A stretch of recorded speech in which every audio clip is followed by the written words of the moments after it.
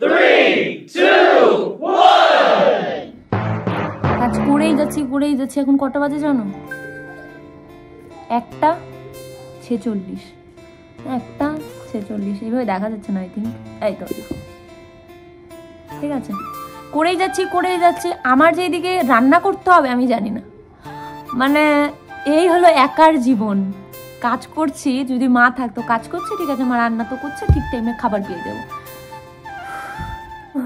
সকালে আমি বানিয়েছিলাম একটু চা বানিয়েছিলাম, ব্ল্যাক চা মানে লাল চা বানিয়েছিলাম, আর বানিয়েছিলাম চিল্লা, বেসনের চিল্লা।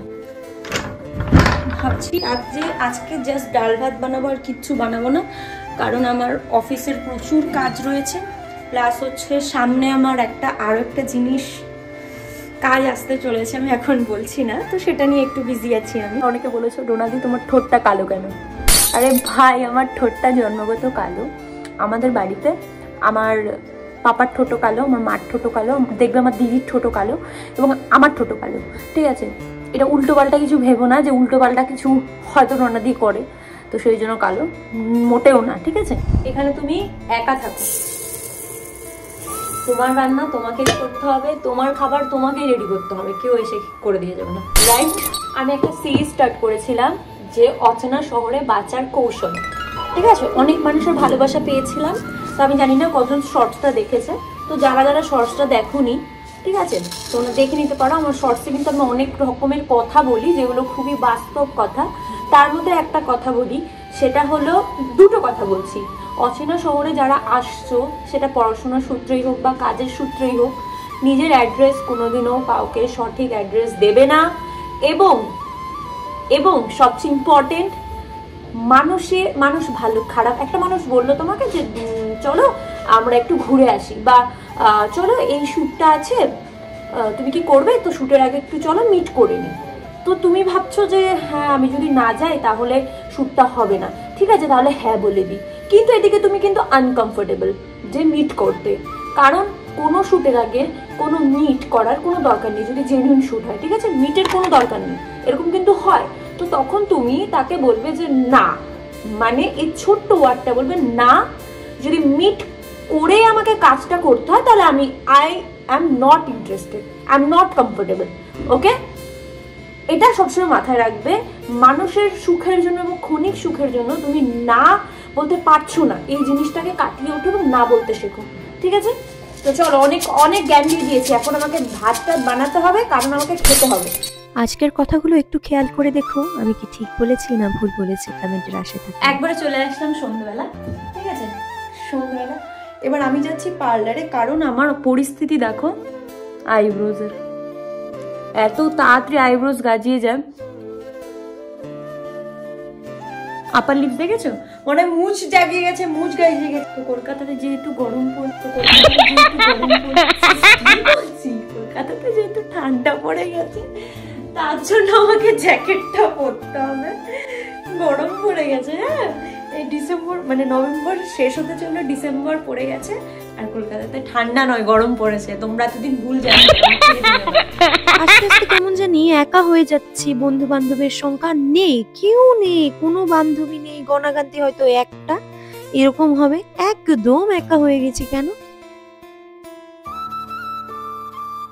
শুভ সকাল বন্ধুরা, আজ হলো বৃহস্পতিবার, আজ মাতা লক্ষ্মীকে পুজো দেব, তো সেই জন্য চলো বাজারে যাওয়া যায়, কারণ আমের কলম আনতে হবে, তারপরে দূর্বা, তারপরে ফুল, এগুলো আনতে হবে, চলো বাজারে যাওয়া যায়। হয়তো এটাই সাকসেসের প্রথম ধাপ। একাকিত্ব জীবনটাকে যদি আমি মেনে নিতে পারি তাহলেই মনে হবে যে আমি সব পারি। আচ্ছা, দিনের শেষে যখন আমি প্রবলেমে পড়বো তখন তো আমাকেই আমার পাশে দাঁড়াতে হবে, তাই না? আমার কোনো বন্ধু বান্ধবী কিন্তু আমার পাশে দাঁড়ায়ও না, আর ভবিষ্যতে দাঁড়াবে কিনা আই ডোন্ট নো। একটা কড়া সত্য বলবো, আমি যাদের সাথে অতি পীড়িত দেখিয়ে মিশতে গেছি তারাই আমাকে বাস দিয়ে চলে, তাই বাবা নো বন্ধু বান্ধব, যেভাবে আছি ভালো আছি। তো দেখতে পাচ্ছ বাজারে, শীতের বাজারে এত সুন্দর সুন্দর সবজি, আমি এত সবজি রেখে আমি ভাবলাম কোনটা ছেড়ে কোনটা নেবো আমি বুঝতেই পারছি না। তো এই পুঁইয়ের বিচিগুলো নিতে চাচ্ছিলাম, কিন্তু আমি না পুঁইয়ের বিচি কিভাবে রান্না করে জানি না। তোমাদের যদি জানো কেউ আমাকে অবশ্যই কমেন্টে বলো তো, তাহলে নেক্সট টাইম যখন বাজার যাব পুঁইয়ের বিচি নিয়ে আসবো। আর অনেক সবজি বাজার করেছি, আজ করে চলে এসেছি, দেখতে পাচ্ছ কত বাজার। লাইটটা জ্বালাই, মানে ভালো লাগে না অ্যাকচুয়ালি এখানে। দাঁড়াও, ঠাকুরের জিনিসগুলো যদিও বা আজকে মাছ ফাছ কিছুই আনিনি, সবই সবজি, ফুল মিষ্টি এগুলো ঠাকুরের জায়গায় রেখে দিই। বাদে নিজের পছন্দ মতন শীতের সবজি রেখে বাজার করে এনেছি। পালং শাক, শিম, ফুলকপি, লঙ্কা, ধনে পাতা, বেগুন, এত কিছু আমি বাজার করে নিয়ে এসেছি। একটা হচ্ছে তোমরা যেটা আগে কিছু ভিডিও ক্লিপ দেখেছো, সেটা হলো বুধবারের।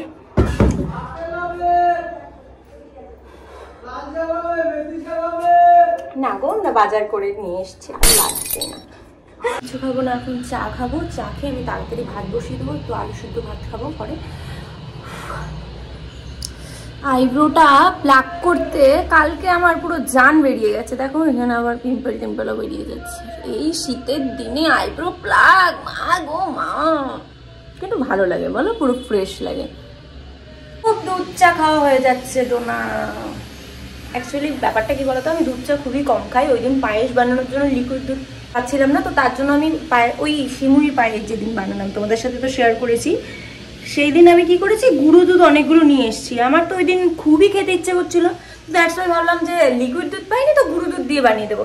তো ওই যে গুঁড়ো দুধ অনেকগুলো জমে গিয়েছিল, ওই দিয়ে চা খাওয়া হচ্ছে। না বাবা, আমি আর চা খাবো না, তার কারণ ফ্যাট হয়ে যাবে। है তোমাকেই বলছি।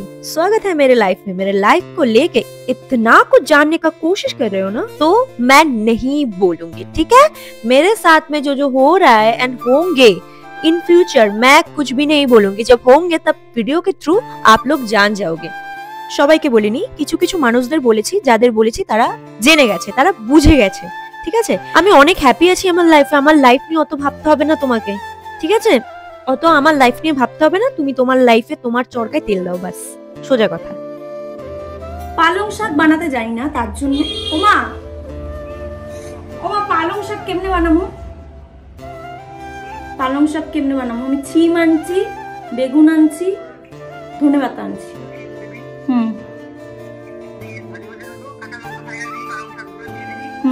জি, মানে দারুণ সুন্দর সুন্দর সবজি। তুমি কি কি আনলা? কি রান্না করবা?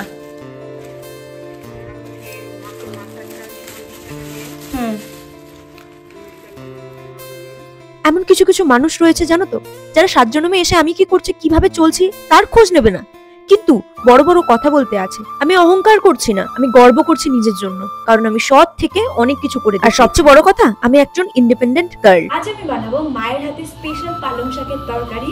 তোমরা শুনতেই পেয়েছো, মাকে আমি ফোন করে মা থেকে রেসিপিটা শুনে নিলাম। এখন আমি বানাবো, খুবই ইজি প্রসেস, সেরকম কিছুই লাগে না। আর সমস্ত রকমের সবজি দিয়ে বানাতে হবে, তাহলে পুরোপুরি মানে এত সবজির মধ্যে থাকবে, যার জন্য পুরো হেলদি হবে জিনিসটা, ঠিক আছে। আমার ওদিকে ঘর দোয়ার মোছা শেষ, যেহেতু আজকে বৃহস্পতিবার, আগে রান্নাটা করে নিই, তারপর আমি স্নান করে পুজো দিয়ে এসে তারপর বেগুন ভাজা করে তারপরে ভাত খাবো। আর এদিকে আমার ঘরের কাজের সাথে সাথে মোবাইলে তো আমি কাজ করছি, তোমরা সেটা দেখতেই পাচ্ছ। এই যে পালং শাকের রেসিপিটা না, আমি তোমাদের সাথে শর্টসে ভালো করে শেয়ার করব, ঠিক আছে। তোমরা দেখে নিও। বেগুনটাকে ভেজে নিচ্ছি, কারণ বেগুনটা নরম হচ্ছে। প্রশ্ন আসতে পারে, ডোনা কি হলো, ডোনা এত রান্নার ভিডিও শেয়ার করেছে, বিকজ আমার দিদির কেলানি খেয়ে আমাকে এখন রান্না করতে হচ্ছে।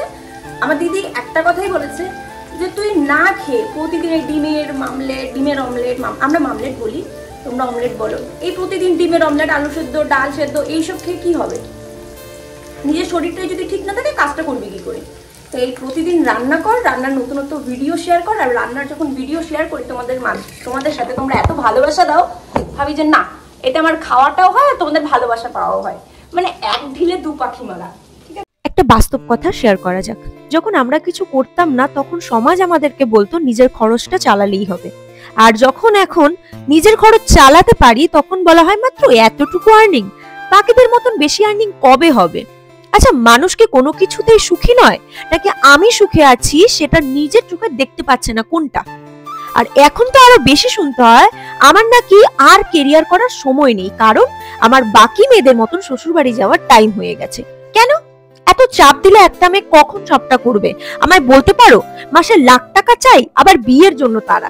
সময় আসলে অবশ্যই সব করব, তোমায় অত ভাবতে হবে না। আমার ফ্যামিলি যখন আমাকে সাপোর্ট করছে তখন পাড়াপড়শি কি বলছে আই ডোন্ট কেয়ার। আর বিয়ে অবশ্যই করব, বিয়ের জন্য অত তাড়া নেই গো। একটা বাস্তব সত্য কথা, বিয়ের কথা বলে চাপ দেয় তারাই যারা অল্প বয়সে বিয়ে করে পস্তাচ্ছে। হ্যাঁ, তারা পস্তাচ্ছে এবং তারা দেখছে যে না, এই মেয়েটা বিয়ে না করে হ্যাঁ নিজের পায়ে দাঁড়িয়ে কলকাতার শহরে এত সুন্দর করে লাইফস্টাইল বিলং করছে, এটা দেখে তো সহ্য হবে না, তাই ওকে তো বিয়ের জন্য তারা দিতেই হবে। বলো হ্যাঁ, অবশ্যই বিয়ে করব। আমারও বিয়ে নিয়ে অনেক স্বপ্ন আছে বাকি মেয়েদের, কিন্তু একটু ইউনিক ভাবে বাবা মার পাশে দাঁড়িয়ে বাকি সবটা করে। এখন তো ছোট নেই, সবটা বড় হয়েছি, সবটা ভালো মন্দ সমস্ত কিছু দেখে বুঝতে পারি। তাই তাড়াহুড়ো করে একদম মোহের বশে বিয়েটা আমার মনে হয় ছেলে খেলার মতন কথা। জানো তো, যত বড় হচ্ছি নিজের মধ্যে কর্তব্যের দায়িত্বটা মানে যেন বেড়ে যাচ্ছে। আমাকে এই করতে হবে, আমাকে ওই করতে হবে, পরিবারকে খুশি রাখতে হবে, এই নিয়েই সারা দিন ভাবতে থাকি। ছিল এত কিছু ঘর, বাল্যকালে পিতা মাতা গেল লোকান্তর, দয়ালু ব্রাহ্মণ এক প্রদীপ। আমি ছোটবেলা থেকে এতটা অভিমানী মেয়ে, পাড়াপড়শি যাই বলুক না কেন আই ডোন্ট কেয়ার। কিন্তু আমার ফ্যামিলির যদি মানুষ আমাকে না বোঝে, একটু যদি বকাঝকা করে, তখনই না আমার খুব বড্ড লাগে। আমি জানি না কেন, সেটা তোমাদেরও হয় নাকি আমি জানি না। আর অভিমানী মেয়েরা হয়তো এরকমই হয়। হ্যাঁ, রাগটা আমার বেশি, কিন্তু ভালোবাসাটাও কিন্তু বেশি। আমি যাকে ভালোবাসি তাকে মন দিয়ে ভালোবাসি, কিন্তু ভগবান সেটা হয়তো চায় না। আজকে অনেক মনের কথা বললাম, আজকে এখানেই শেষ রাখছি।